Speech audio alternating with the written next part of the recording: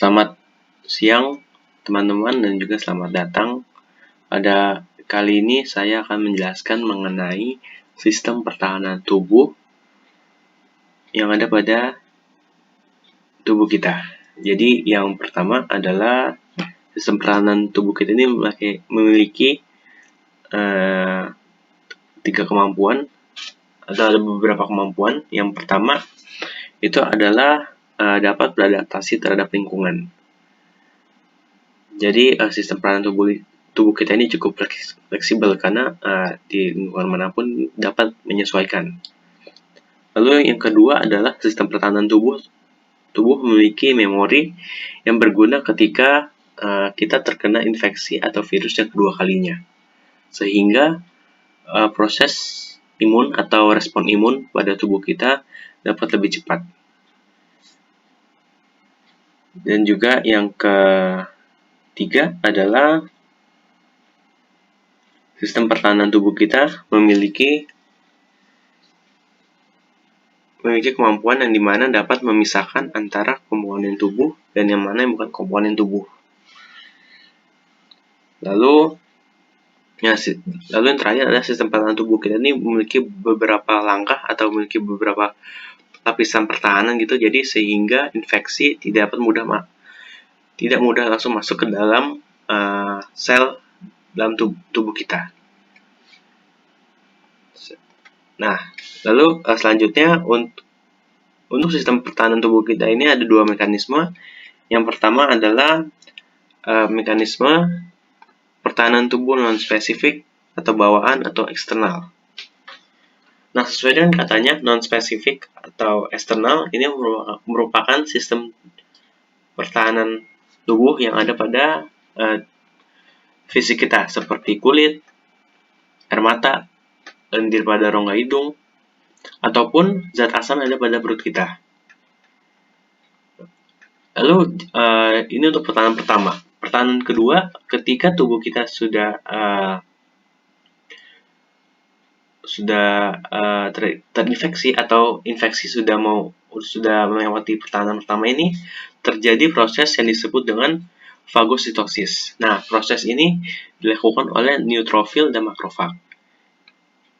Nah, kedua sel tersebut berguna untuk mencerna mikroorganisme yang berhasil masuk ke dalam tubuh. Lalu pada saat proses infeksi yang masuk ke dalam tubuh terjadi, ada yang namanya inflamasi atau peradangan. Hal ini terjadi karena terjadi reaksi pada jaringan pada tubuh kita terhadap infeksi atau cedera, yang biasa ditandai dengan kemerahan, panas, atau kehilangan fungsi. Tujuan dari terjadinya inflamasi atau peradangan ini adalah membawa fagosit dan protein plasma ke jaringan terinfeksi, supaya infeksi tidak dapat masuk ke dalam tubuh, dan juga dapat melakukan penyembuhan dan perbaikan jaringan. Jadi simpelnya adalah proses inflamasi ini ketika kita mungkin terjatuh dari sepeda atau terluka gitu ya di bagian kulit kita, maka akan terjadi pembengkakan atau kemerahan gitu, dan juga kita akan merasakan perih. Sebutan untuk proses itu adalah inflamasi.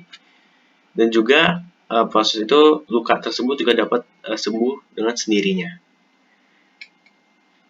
Seperti itu. Lalu yang terakhir adalah zat antimikroba yang spesifik.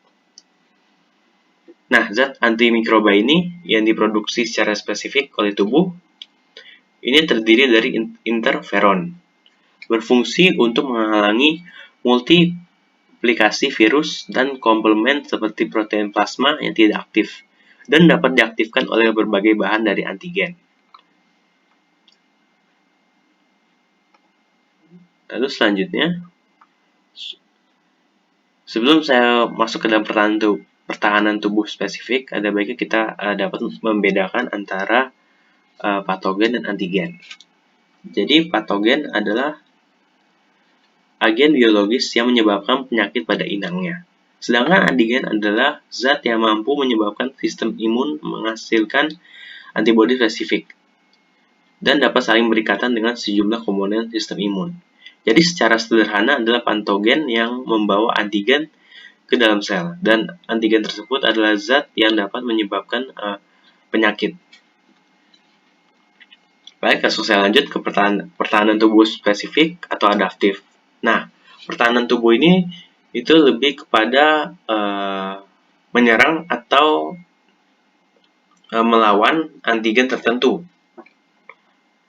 Tuh, antigen tertentu itu dapat berupa seperti bakteri, virus, ataupun toksin yang dianggap berbahaya oleh tubuh.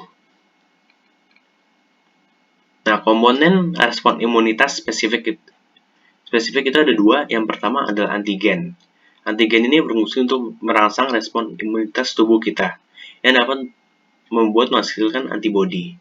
Lalu yang kedua ada antibodi. Antibodi juga merupakan sistem imunitas kita agar kita tidak terkena dari antigen. Dan antibodi ini juga sebagai respon terhadap keberadaan antigen dan akan melakukan reaksi terhadap antigen tersebut. Sehingga antigen tersebut tidak merusak bagian sel dalam tubuh kita. Dalam antibodi terdapat 5 jenis atau 5 kelas, yaitu pertama adalah IgA yang berfungsi untuk melawan mikroorganisme, lalu juga ada IgD yang berfungsi untuk memicu respon imunitas, dan juga ada IgE yang menyebabkan pelepasan histamin. Lalu ada juga IgG yang merupakan kelas terakhir, ketika antigen yang masuk kedua kalinya. Yang terakhir adalah IgM. Nah, IgM ini merupakan antibodi yang pertama kali tiba di lokasi infeksi, tapi jumlahnya tidak lebih banyak dari IgG. Jadi ketika infeksi atau virus masuk ke dalam tubuh, maka IgM akan sampai duluan, dan ketika mungkin terkena kedua kalinya, maka IgG akan datang juga dan menghasilkan jumlah lebih banyak daripada IgM.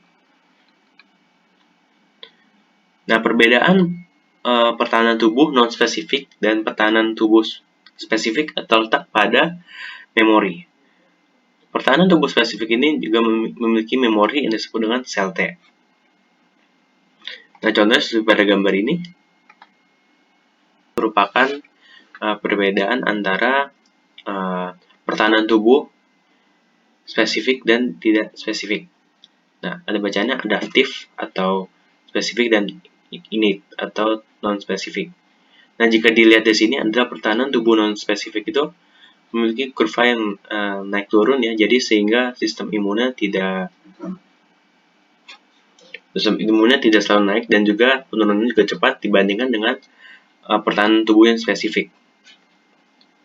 Dapat dilihat juga bahwa antibodi dalam tubuh kita ini juga respon imun dalam tubuh kita ini meningkat.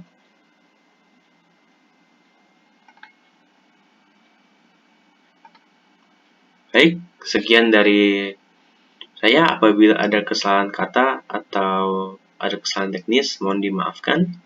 Sekian dan terima kasih.